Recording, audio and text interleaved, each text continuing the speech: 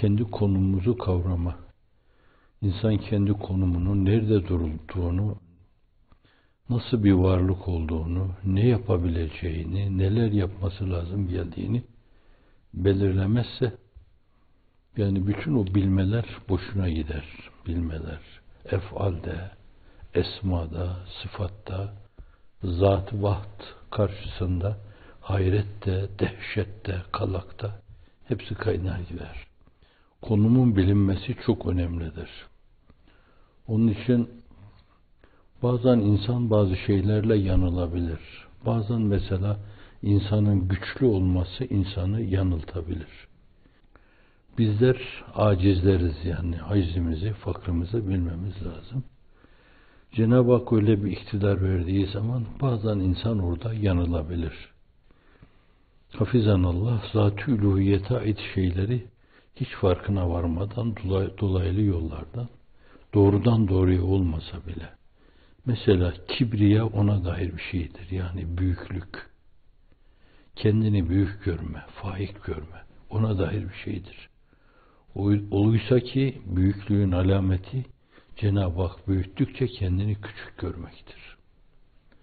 Ne kadar büyürse bir insan, başı böyle semaya ulaştığı zaman bile mutlaka alnı yerde olması lazım onun. Onun için kulluğun kemali secde ile bir yönüyle taçlandırılıyor. Secdede başını yere koyunca insan kamilane bir kulluk eda etmiş oluyor.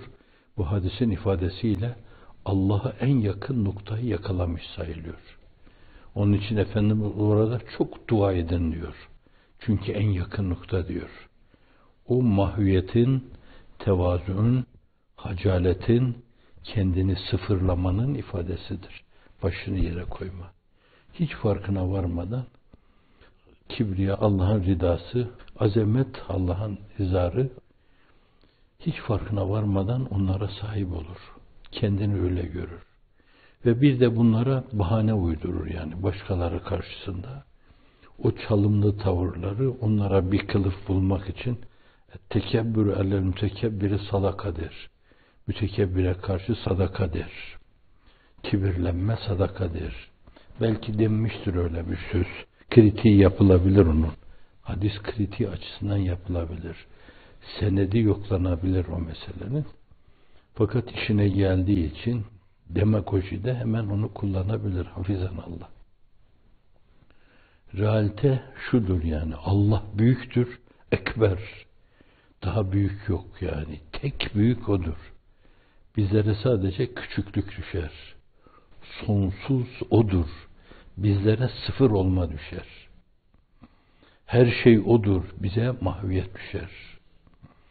Azamet, kibriya, ceberut ona aittir. Bize hacalet düşer onun karşısında. Yaptığımız en büyük şeyleri bile küçük görme.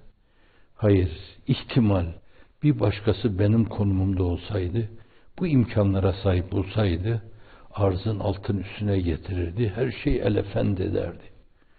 Demek suretiyle esasen kendi konumunu bir kere daha vurgulaması lazım.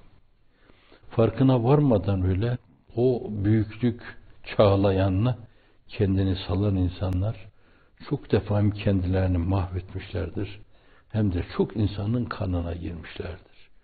Jules Caesar insanların kanına girmiştir. Napolyon insanların kanına girmiştir. Rusya'da kendi kavmine bir mağlubiyet yaşatmıştır. Çölde Cezar Ahmet karşısında kendi insanına bir mağlubiyet yaşatmıştır. Burnunu dikerek oralara kadar gelmiş, Asya'ya açılmış, Afrika'ya açılmış, fakat her ikisinde de mağlubiyetle geriye dönmüş.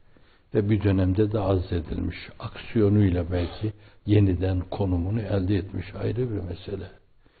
Cemil Meriç merhumun deli teke dediği Hitler, öyle derler yani. Rus cephesine dayandığı zaman Alman ırkının dışında yeryüzünü Tanrım sana insansız teslim edeceğim. Bu Cenab-ı Hakk'a ait kibriya ve azamet sıfatıyla böyle kendisini ortaya koyma gibi bir şeydir. Oysa ki öyle bir mağlubiyet yaşadı ki kendi intihar etmek suretiyle devrildi gitti. ve koskocaman bir Alman milletini de senelerce esir haline getirdi. 40 milyon insan öldü. Haksız yere 40 milyon insan öldü. Düşünün, Türkiye nüfusunun yarısı kadar burada. Mağrur, bencil insanlar. Bazen böyle kendi büyüklüğüne itimat etme, benden başka yoktur. Bir de böyle etrafta öyle söylüyorlarsa, o da o havaya kendini kaptırabilir yani. Sen büyüksün, sen yücesin yani. Yerinde belki dine inanıyorlarsa Mihdi'sin sen. Mihdi'ye ait bir fonksiyonu eda ediyorsun. Belki yeniden böyle boyunduruk yere konduğu bir dönemde o boyunduruğu yerden kaldırabilecek dahi idareci sensin. O da kendisini bu çevrenin pöhpöhü karşısında hiç farkına varmadan işte o büyüklük, o azamet, o kibriya çağlarına salar. Oysa ki Allah o mevzuda katiyen şerik kabul etmez. Kim bu meselelerde, büyüklenmede, azamette, kibriyada benimle yarışmaya kalkarsa derdest eder, cehenneme atarım, mahvederim diyor. Jules Sezar'ı mahvettiğim gibi, İskender'i mahvettiğim gibi, Lenin'i mahvettiğim gibi, Deli Teke Hitler'i mahvettiğim gibi, daha nicelerini mahvettiğim gibi onu da mahvederim diyor. Bu açıdan gönlünü Kur'an'a vermiş, adanmışlık mülahazası içinde meseleyi götüren insanlar, kibre karşı sürekli hep mesafeli durmalılar. Akıllarına azıcık böyle ben bir şeyim diye geldiği zaman günah-ı kebair işlemiş gibi tövbe etmeliler. Estağfurullah demeli. Bir mabede koşmalı. Başını yere koymalı. Ben buyum Allah'ım. Senin karşında asa gibi iki büklüm olmuş bir adamım. Büyüklük, ululuk sana yakışıyor. Bana da küçüklük çok güzel yakışıyor.